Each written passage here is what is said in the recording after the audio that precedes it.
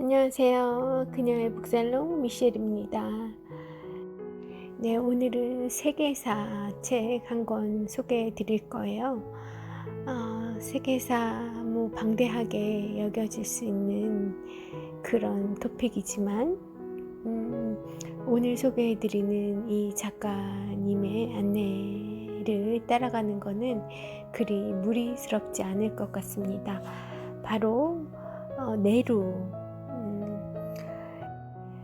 인도의 초대 총리를 지낸 정치인이죠. 바로 자와할랄 네루가 쓴 세계사 편력이라는 책을 조금 소개해 드릴 거예요. 역사는 승자의 손으로 쓰인다는 영어 속담이 있는데요. 오늘 소개해 드릴 세계사 편력은 빅터스 스토리, 그러니까 승자의 이야기가 아닌, 승자의 관점으로 쓰여진 역사책이 아닌 패자의 역사책이라고 볼 수 있을 것 같습니다. 그러나 지금은 비록 패자일지 모르지만 언젠가는 승자가 씌워놓은 그 굴레를 벗어나 자유롭게 될 날을 꿈꾸며 후손들에게, 그때 승자가 되어 있을 그 후손들에게 말이죠. 그들에게 승자로서 왜곡되지 않은 균형 잡힌 역사관, 세계관을 물려주고자 쓴 책이라 할 수 있을 것 같습니다. 이 세계사 편력이라는 제목은 한국어 번역본의 제목을 따른 것이고요. 원제목을 직역하자면 세계사 훑어보기, 세계사 들여다보기 정도가 될 것 같습니다. 그러니까 오늘 소개해 드리는 거 이해하시기 무리스럽지 않으실 거예요. 세계사 들여다보는 정도의 마음이면 되지 않을까 합니다. 제가 오늘 낭독하고 있는 텍스트는요, 정시몬 씨가 지은 세계사 브런치 속에 수록된 한 챕터예요. 그 중에서 제가 일부 발췌하여서 전해드릴 겁니다. 자, 얘기로 들어가 보죠. 청취자 여러분에게 네루라는 이름은 그리 낯설지 않을 거예요. 네루는 유명한 역사학자랄까요? E.H. 카나 토인비 같은 전문 역사학자가 아니라 영국의 오랜 식민 지배에서 벗어난 그 식민 지배로부터 벗어나서 첫 번째로 인도 독립국가의 초대 총리를 지낸 정치인이죠. 인도의 명문가 출신이고요. 영국에서 대학 교육을 받은 분이십니다. 영국에서 교육받고 귀국한 뒤에 인도 독립운동에 깊이 관여하다가 여러 차례 옥고를 치르셨다고 해요.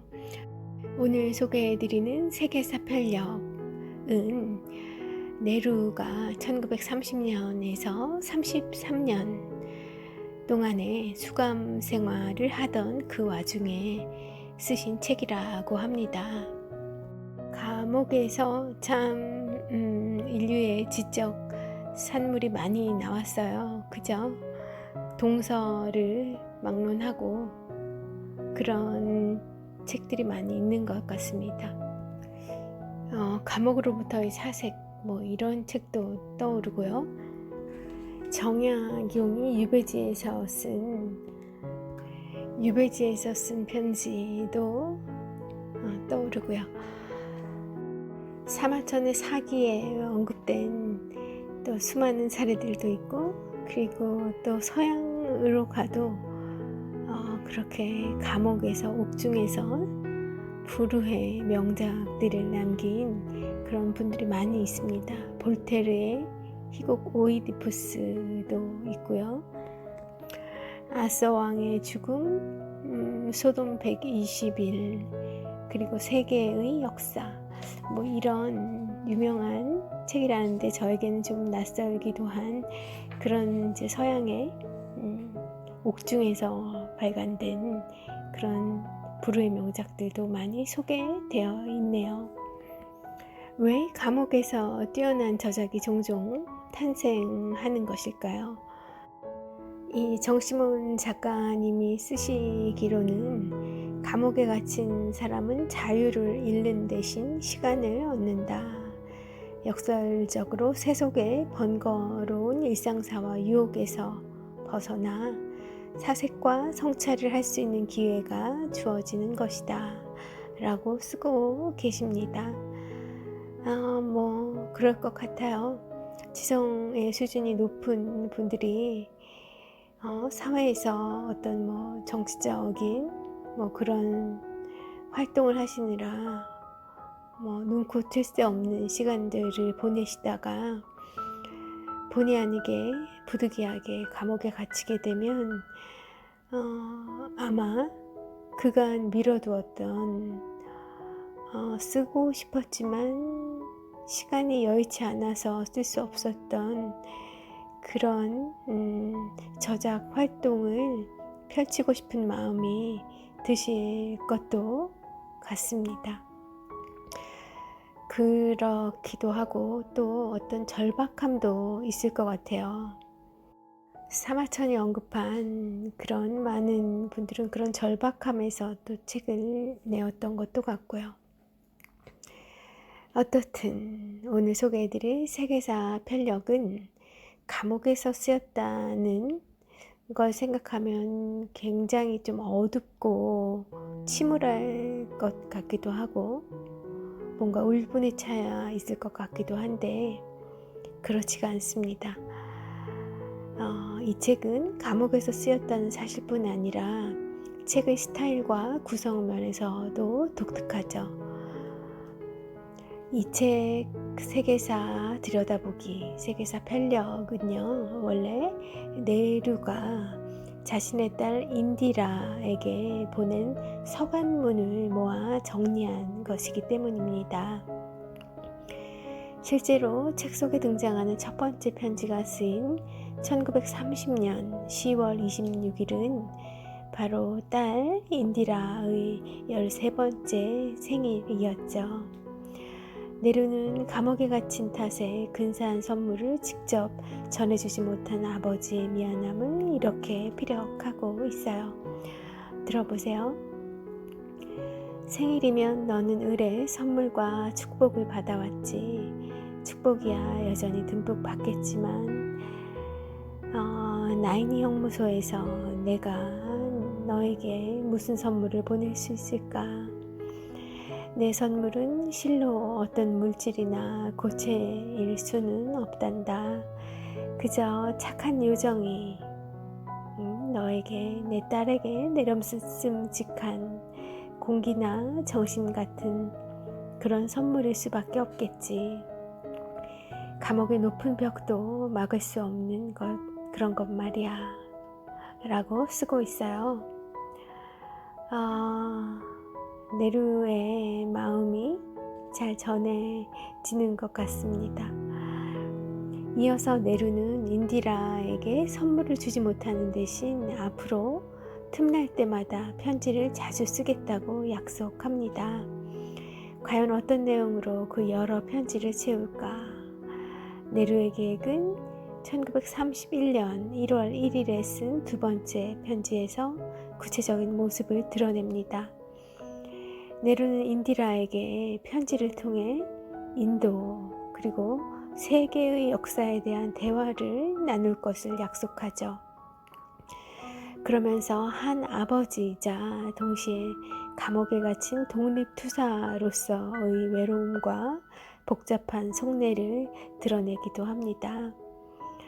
잠옷 가슴이 뭉클해지는 대목인데요. 한번 들어보세요. 내가 이 편지들을 볼 때 마냥 좋아할 거라고 말하지는 못하겠구나. 하지만 나 자신의 즐거움을 위해서라도 아비의 즐거움을 위해서라도 편지를 쓰기로 결심했단다. 그 편지들은 너를 내 곁에 데려오고 그러면 나는 너와 직접 대화를 나누는 것처럼 느끼는 거지. 나는 펜과 종이를 들고 앉아 너를 생각할 것이다. 그러면 너는 내 딸은 고요히 내게 다가오고 우리는 이런저런 얘기를 나누겠지. 그리고 우리는 과거에 대해 꿈꾸고 미래를 과거보다 위대하게 만들 길을 찾을 것이다. 이 13살부터 3년간 아버지와 아버지의 옥중 서신을 받으면서 세계에 대한 시야와 관점을 확립해간 딸, 네루의 딸 인디라 네루는 네루를 이어서 후에 인도의 총리로 성장하게 되는데요. 이 네루가 보낸 편지는 바로 딸 인디라가 상징하는 인도의 미래를 향해 쓴 편지였던 거죠. 그리고 이 네루의 책이 더 의미 있는 것은 패자의 관점에서 쓰여진 역사라는 세계사라는 측면도 있고요. 또 하나는 동양인의 눈으로 본 세계사라는 겁니다. 앞서 언급해드렸던 E.H. 카나 토인비는 서양인이었잖아요. 그런데 동양인의 눈으로 쓴 세계사가 널리 읽히게 됐던 그 책은 바로 이 네루의 책이죠. 그래서 더욱 의미 있어요. 소개해드린 그런 내용으로 시작된 편지는 1938년 11월 14일자까지 총 197편으로 계속 이어집니다. 원래는 1933년 8월에 쓴 196번째 편지에 마지막 편지라는 이름이 붙어 있었는데요. 책의 초판이 나오고 나서 4년 뒤인 당시 나치 독일과 제국주의 일본의 부상으로 급변하고 있던 당시의 세계 정세에 대해 미처 못다한 이야기를 네루가 추가하면서 편지 한 장이 더해진 그 버전으로 초판 이후의 재판들이 발행이 되어서 전해지고 있습니다. 이 책 세계사 편력은 소개해드린 배경으로 짐작하실 수 있을 것 같은데요. 상당히 두꺼운 책임에도 내용이 워낙 흥미로워요. 페이지가 빠르게 넘어갑니다. 영어 원문 자체도 깔끔하면서 쉽게 쓰여져 있고 그리고 여기저기 건너뛰면서 읽어도 금방 맥락을 파악할 수 있는 그런 책이라고 해요. 실제로 네루는 본문에 이렇게 언급하고도 있죠. 이 곤두박이 치는 세계에서는 끝에서부터 시작하는 것도 좋겠다고 하면서 거꾸로의 순서로 읽어도 혹은 아무데나 먼저 열어서 읽어도 문제없는 그런 세계사 책이기도 합니다. 다른 건 차치한다 치더라도 자유롭게 문헌을 뒤적이고 연구할 수 있는 대학 교수나 전문 학자도 아니고 그리고 게다가 영국에 대한 반정부 활동을 하다가 감옥에 갇힌 시국사범의 처지로 거의 1200페이지에 달하는 편지의 탈을 쓴 세계사 개론서를 쓸 수 있었다는 것 자체가 놀랍기 짝이 없죠. 아마 진짜 이 딸에게 보내는 편지라고 해야 반출도 자유롭고 했기 때문에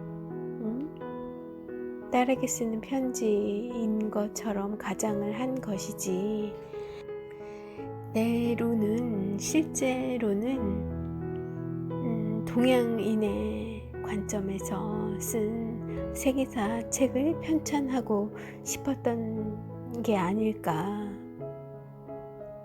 그런 생각을 해봐요.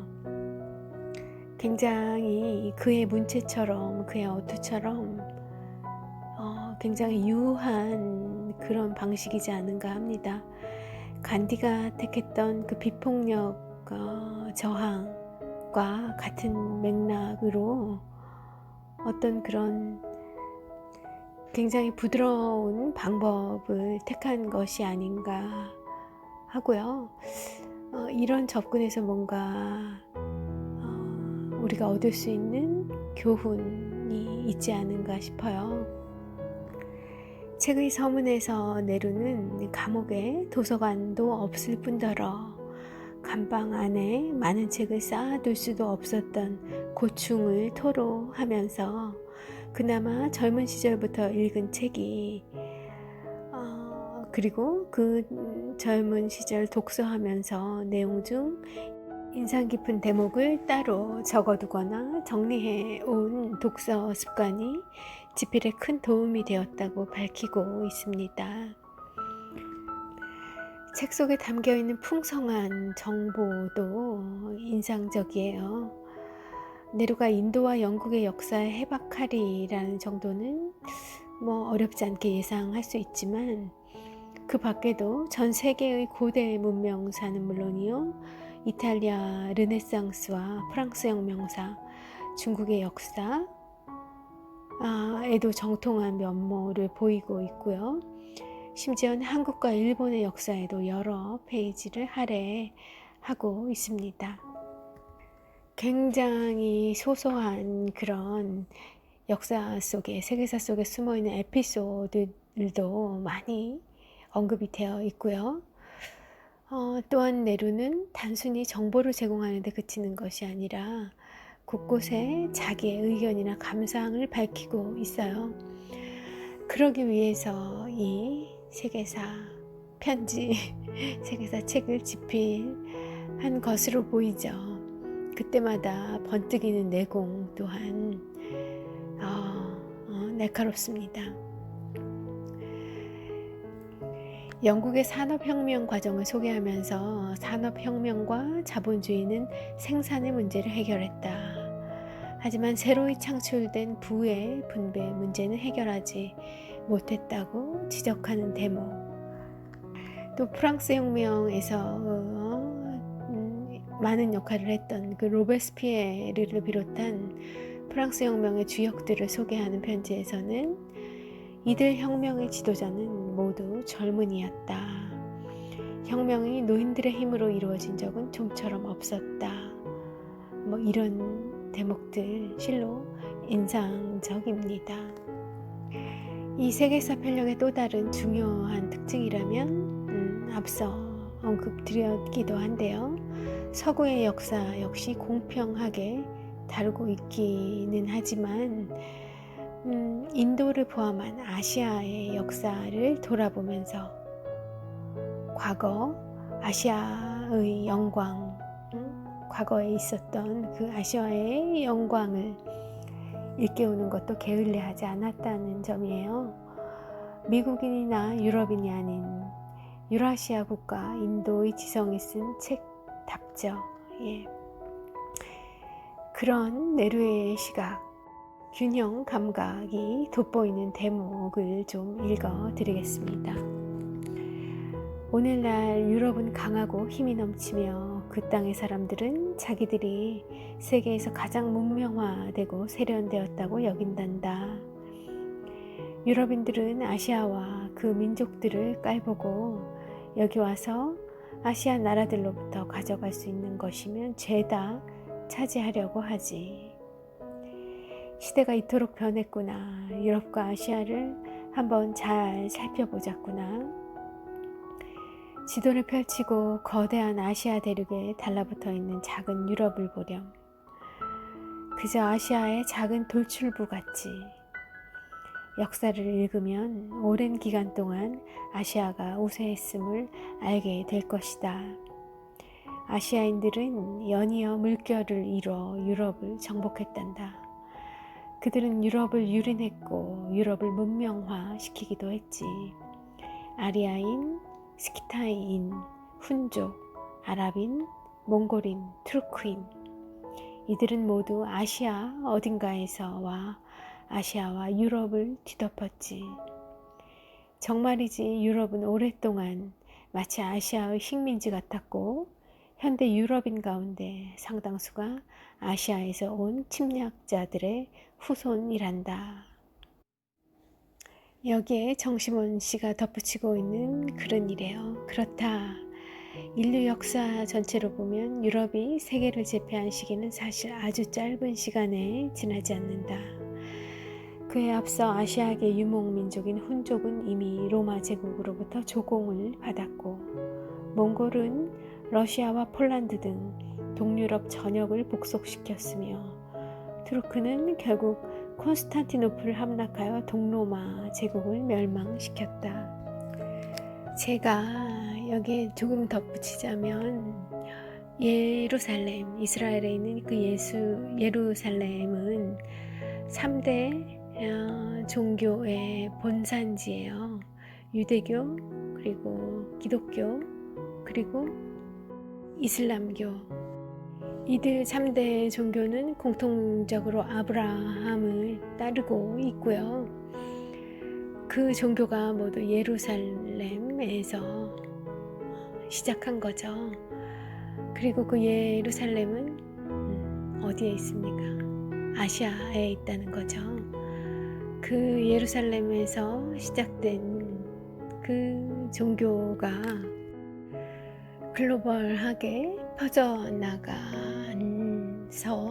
지금 전 세계에 미치고 있는 영향으로 보면 어마어마하지 않나요? 이 모든 것이 다 아시아가 시작이었다는 겁니다. 이런 사실들이 많이 가리워져 있었고 서양에서는 심지어 의도적으로 왜곡하는 그런 일들도 있었다고 하고요. 급기야는 오히려 아시아에서조차 그 제국주의의 폐해를 입으면서 아시아에서조차 그런 사실들이 많이 묻혀져 있었던 데 반해 서양에서는 오히려 여유가 있으니까 이런 세계사, 역사에 대한 관심을 더 많이 가질 수가 있었고 그럼 어떻겠어요? 이런 사실들을 모르지 않겠죠. 그렇기 때문에 이 동양에 대해 이 동양의 미래에 대해 두려움을 가지고 두려움과 경외심을 가지고 지켜보고 있는 그런 시선들도 또 한편에서는 커져가고 있다고 합니다. 관련된 네루의 글을 조금 더 읽어 드릴게요. 아시아는 크고 육중한 거인처럼 지도 전체에 걸쳐 떡하니 누워있단다. 유럽은 작지. 하지만 물론 이 말이 그 크기 때문에 아시아가 위대하다거나 유럽이 별 볼 일 없다는 그런 뜻은 아니란다. 크기는 한 인간이나 국가의 위대함을 가늠하는 가장 빈약한 척도란다.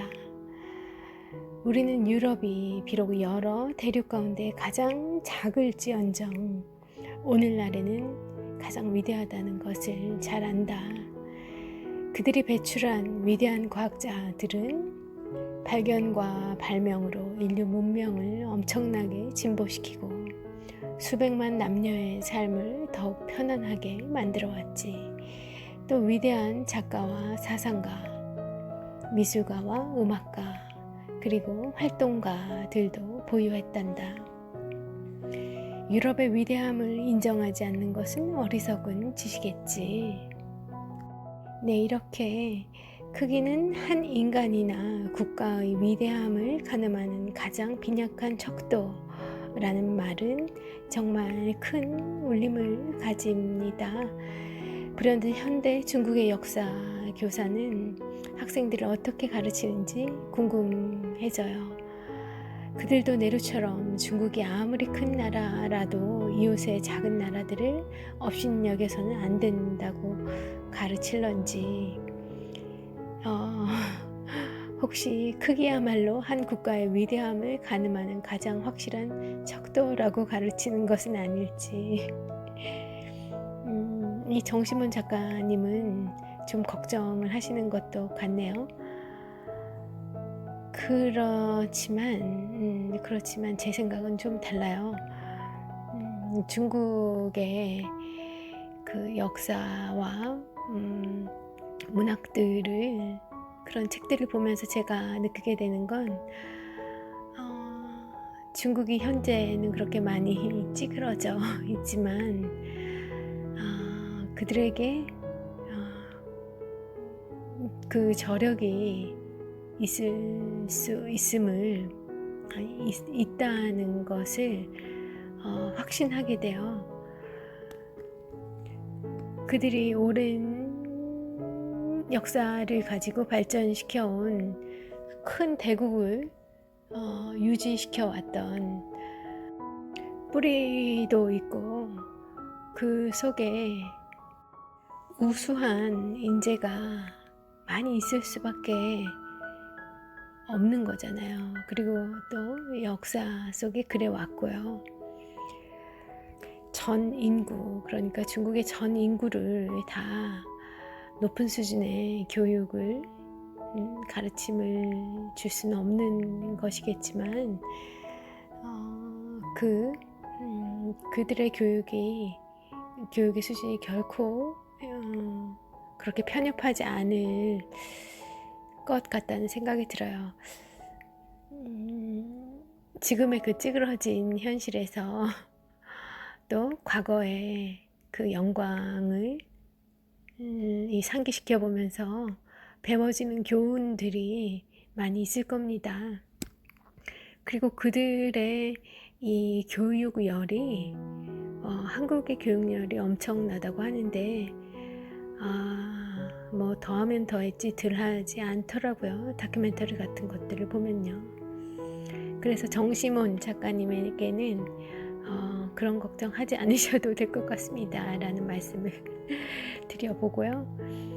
그리고 다시 책으로 돌아와 네루의 이야기를 조금 더 읽어드릴게요.